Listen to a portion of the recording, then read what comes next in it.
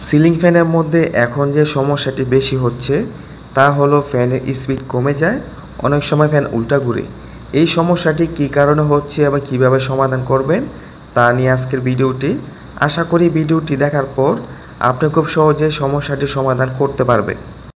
এমন সমস্যায় যদি আপনি পড়েন, প্রথমে ফ্যানের সুইচ অফ করে দেবেন, তারপর ফ্যানের ক্যাপাসিটার দেখতে হবে। ক্যাপাসিটার ফ্যানের উপরে যে কভার আছে কভারের নিচে দেখতে পাবেন।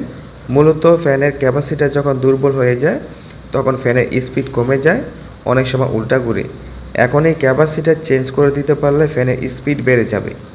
ক্যাপাসিটার চেঞ্জ করার জন্য প্রথমে পুরাতন ক্যাপাসিটার খুলে নেবেন, তারপরে এখানে কানেকশনটি ভালো করে দেখে নেবেন। এখানে ক্যাপাসিটার যেভাবে কানেকশন করা আছে নতুন ক্যাপাসিটার একইভাবে কানেকশন করতে হবে। আপনি মোবাইল দিয়ে একটি ছবি তুলে রাখতে পারেন, পরবর্তীতে খুব সহজে আপনি কানেকশনটি করতে পারবেন।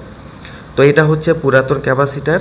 এখানে ক্যাপাসিটারের গায়ে একটি পয়েন্ট লেখা থাকবে, এটার মধ্যে লেখা আছে 2.5।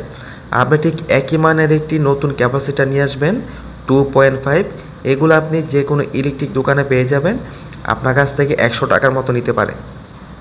এখন এই ক্যাপাসিটারটি কানেকশন করে দিতে পারলে কিন্তু ফ্যানের স্পিডটা বেড়ে যাবে। কানেকশন করাটা খুবই সহজ।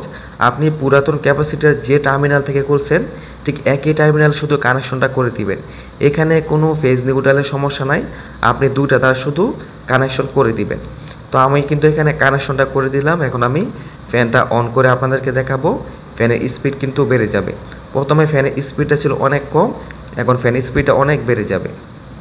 তো এখন আমি সুইচটা অন করে আপনাদেরকে দেখাচ্ছি যে ফ্যানের স্পিডটা বাড়ছে কিনা। এই যে দেখেন ফ্যানের স্পিডটা কিন্তু অনেকটা বেড়ে গেছে। তো আশা করি আপনারা বুঝতে পারছেন কীভাবে ফ্যানের ক্যাপাসিটি চেঞ্জ করতে হয়। আজকের মতো বিদায় নিলাম। আসসালামু আলাইকুম।